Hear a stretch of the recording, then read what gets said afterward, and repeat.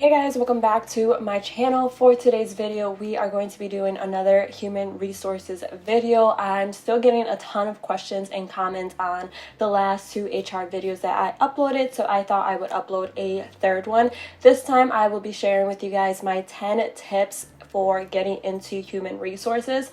A lot of these tips can be applied for internships as well, but I will be mainly focusing on getting into a entry-level HR role, especially if you have no experience or if your experience has been in another field. Definitely take these tips with a grain of salt. This is what I have seen from working in human resources for the past 5 years, and also things that I've done in my personal life when I was starting out in HR. So without further ado, we are just going to jump right in. Alright, and the first one that I put was internships. So internships are a great way to gain experience while you're in college. We all know this. We've all been told a million times in high school, and even when you're in college, you're always told to look for internships, but they're actually really hard to get into and really hard to find. From my personal experience, there aren't a lot of HR internships to get into, and if they're out there, they're advertised very poorly.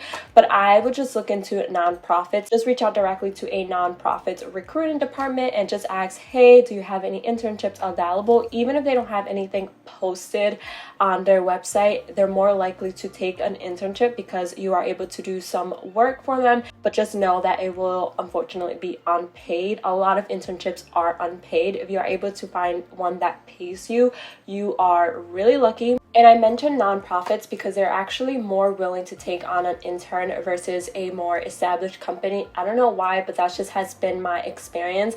You can feel free to reach out to some big companies or some big hospitals as well, but from my experience, again, they're just less willing to take on a intern. Even if you get an internship in like a hospital setting or just, I don't know, a office setting that doesn't really have to correlate with human resources. Maybe you're in like a business internship or whatever it is. You can still take the skills that you learned in that internship and apply it to your HR application. You just have to really know how to sell your experience, sell your resume. So the person that reads your resume can be like, okay, they did an internship in a specific HR role, but the skills that they learned can be applied to this HR role. Speaking of nonprofits, they are a great start for someone with little to no experience in HR. Because nonprofits pay so little, they are more willing to take a chance on someone, again, with no experience, because they know that they can't force someone with 30-40 years of HR experience. That's just the truth. There are always going to be below the market salary, and they know that. So they're like, okay, so we can't afford someone with all these years of experience.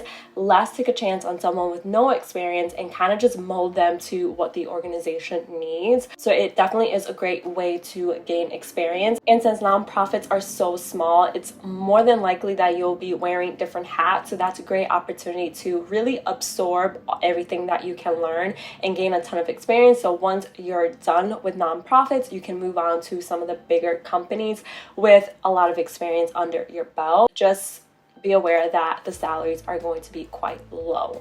By the same token, I would suggest to look at startups. Startups are another company that may not be able to afford someone with years of experience, and they're kind of figuring things out as they go as well. So this may be a little bit harder if you don't have any experience, but you definitely will be learning as you go. And honestly, Google will be your best friend. And if you major in HR in college, you will have all the knowledge necessary. Even if you didn't, I still Google things when I forget or when I'm like, okay, what is that again? And I just Google it, and Google saves lives.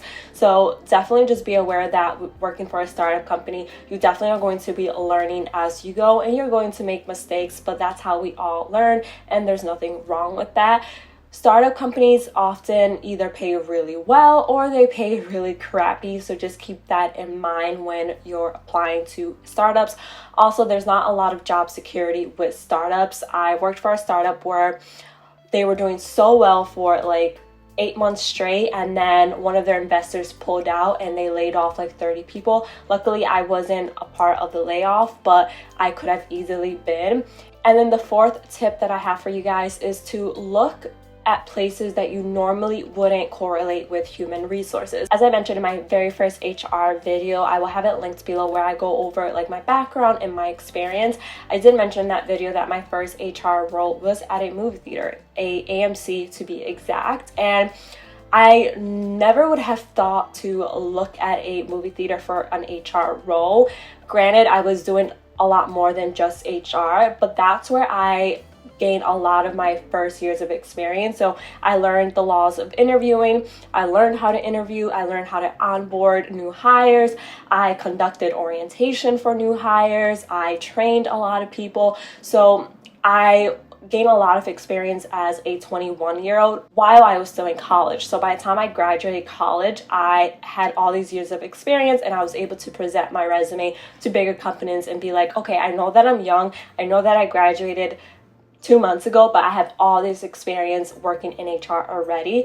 So definitely take a look at places that you really wouldn't think of HR roles, like movie theaters, supermarkets, retail stores. Definitely get creative, and when you come from such a fast-paced environment, you will do really well in an office setting. I remember instances where people were really stressed in the office setting, or they felt like they were short-staffed, and then I was like, okay, this isn't really short-staffed because you're in an office setting. I've been short-staffed in a very busy environment, and that's stressful. So whenever my boss would be like, okay, you don't really seem like you're stressed, or this isn't really bothering you as it's bothering everyone else, and I would always say, I mean, this isn't really stressful for me. I came from being in a movie theater where I would be short-staffed, I would be doing a million things at once, and I would have customers yelling at my face. So that is stressful. I think that is a great way to start your career as well, because you won't get overwhelmed and you won't burn out as easily as other people. That's just my opinion. And then the next tip that I have is to look within the company you're already working for. So if you are already working in a office setting, I don't know, maybe doing like admin work, or I don't know, just like a regular office setting that does not have to do with HR, take a look at their HR department. So if they are fully staffed now, just get your name on a list and just network with the HR managers, the HR directors, the recruiters, anywhere that you want to work within that HR department. Just network with its current employees, and if they like you and if they find you outgoing and like you're a hard worker, then when a role opens up, they're going to be like, hey, this person in the food and beverage department is really great. She's a quick learner, she's outgoing, she's very respectful. Let's consider her for this HR role. And that's a great way to get your foot inside that department. So definitely take a look within your own company, but just make sure that you are in good standing with your current supervisor, and have that conversation with your current supervisor like, hey, this isn't the department I want to stay forever, but I do want to stay within the company. It's just that I have a goal of getting into HR. If you're honest with your supervisor, they really are not going to be surprised when you transfer to a different department, and they might even help you by giving you a really nice recommendation and be on your side. And when they hear something of an opening in HR, they might be like, hey, there's an opening, you should apply, I can give you a great recommendation so you can get transferred and you leave on good terms. And then another great place that people often forget to look at are temp agencies. And I know that temp agencies get a really bad reputation, but sometimes it's best to start off with a contract job that can be anywhere between 3 to 6 months or even a year.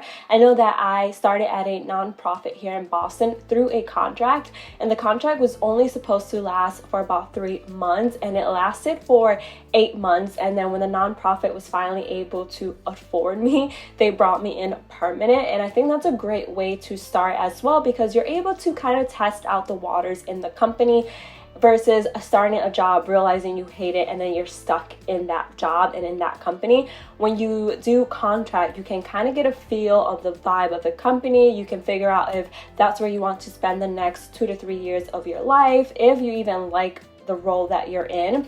And you also get paid a lot more via contract. You don't get benefits unless you work for the contract company for more than 3 months. Then they offer you health insurance and all of that jazz. You don't get like vacation time. You don't get paid time off. You often have to work holidays unless the company that you're contracted in tells you that you don't have to go in for a certain holiday, things like that. So it does have its downside, but it's also a great way to gain experience and to feel out the company that you're working for.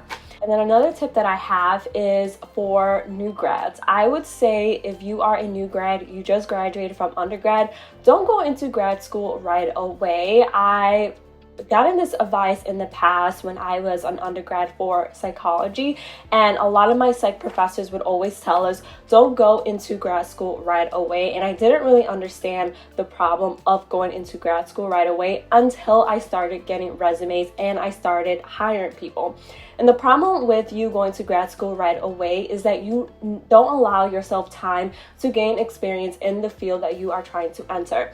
If I get a resume and the person has a master's degree in HR, but they have 0 years of experience in HR, they're kind of useless to me. I don't mean to come across harsh, I don't want to be mean, but that's the truth. Number one, it's great that you have a master's degree. I'm not knocking you. You definitely should go to grad school if that's what you want. But if you have a master's degree with no experience, how am I supposed to use that? Second of all, normally companies don't want to pay for those who have a master's degree if they have no experience. And when you apply for entry-level job in HR with a master's degree, a lot of people feel bad that they can't offer you what you deserve, so they're not even going to give your resume the time of day. It sounds horrible, but I've seen it happen. I fought for people who have had master's degree and are okay with starting at the bottom and with getting a crappy salary. However, bosses and higher ups would always say, no, there's no point. They're just going to leave within 6 months. Once they find something better, we're not going to invest the time. It sounds horrible, but it has happened. I'm not going to say that every company is like this because obviously I haven't worked for every company, but the companies I have worked for have said that. And I have seen that in other roles that doesn't even have to do with HR. I've seen that in nursing. I've seen that in business partner roles. I've seen that in a lot of roles where people really don't want to hire someone with a master's degree if they have no experience.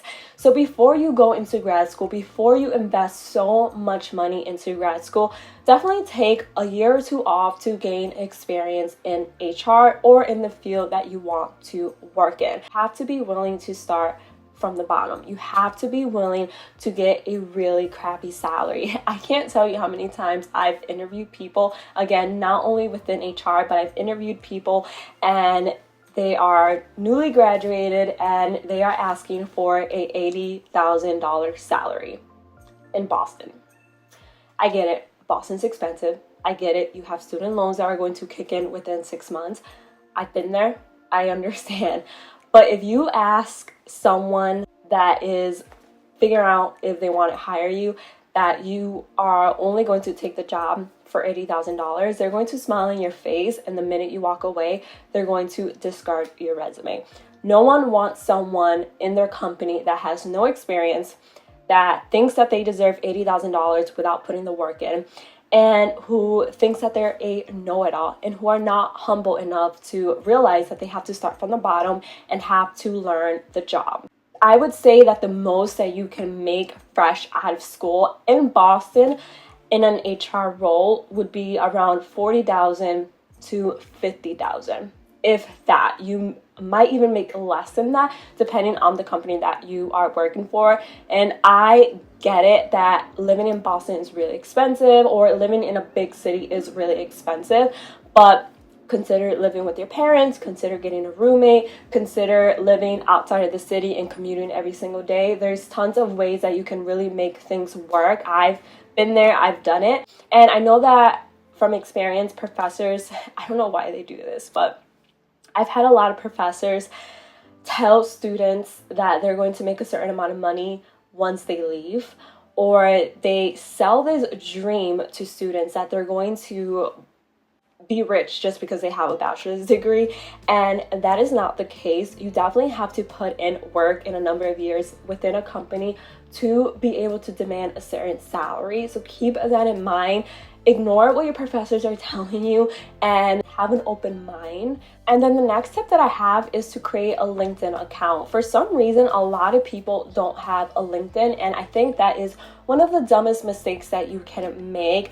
LinkedIn can seem a little bit overwhelming and a little impersonal for someone who's never been on the site, but honestly, it's a great way to connect with other people in your field. And even if you're in college and you want to reach out to certain recruiters or certain HR managers within a company that is probably your dream company to work for, if you just send them a message like, hey, I'm really interested in working for the company that you're currently working at. Do you have any advice on how I can get into it, or any advice for my career in general? And more often than not, people love talking about what they do. People love talking about the job that they work in, the company they work for. So even if you send out a message to kind of just get some advice, people are going to respond, and if they don't, then hey, they don't. Move on with your life. It's also a great way for recruiters from other companies to find you. I've had recruiters from other companies find me on LinkedIn and accepted a job offer. So definitely don't knock LinkedIn, and just create a LinkedIn account. Make it as professional as you can. Don't have a selfie with like freaking Snapchat filters as your main picture. Definitely take the time to put on a blazer, do like a really nice headshot so people know that you are serious about your career and that you really are looking to grow your network. And it's free, so it really doesn't cost anything for you to just put in your education, your job history, and a nice picture. That's pretty much it. It just opens up a world of possibilities because recruiters will find you. Trust me.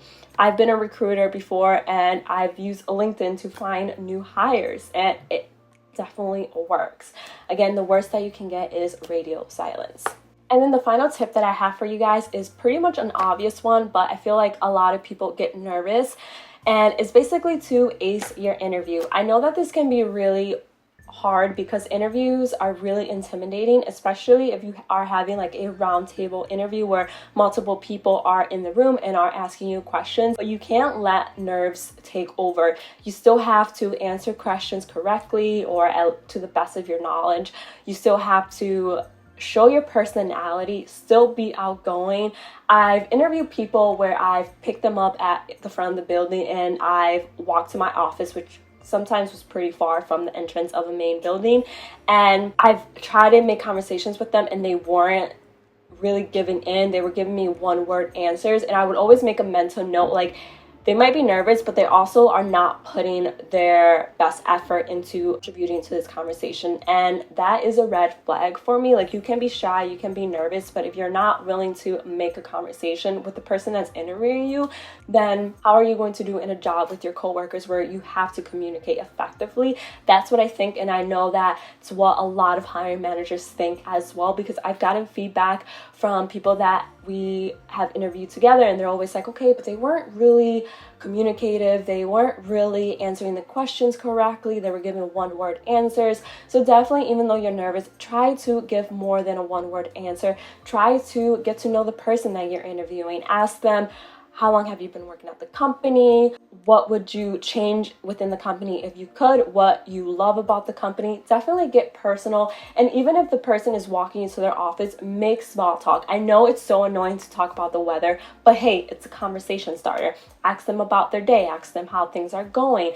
And they will definitely remember you from the other 50 people they have interviewed within the past week. So definitely try to let your personality show through, and again, they will remember you and they'll be more willing to offer you a second interview. But that's pretty much it. I really hope you guys enjoyed these 10 tips. I hope they are helpful for you guys. Let me know in the comments below any other type of HR related videos that you guys want me to film. I definitely can film some more. Definitely let me know any questions that you guys may have. I try my best to respond to every comment that I get because I know that you guys are interested in HR and are looking to start a career in HR. So definitely let me know in the comments below and I'd be happy to answer. If you enjoyed this video, please give it a big thumbs up. It helps me out a lot. Please subscribe. I would love to have you on my channel, and I'll see you guys in the next one. Bye!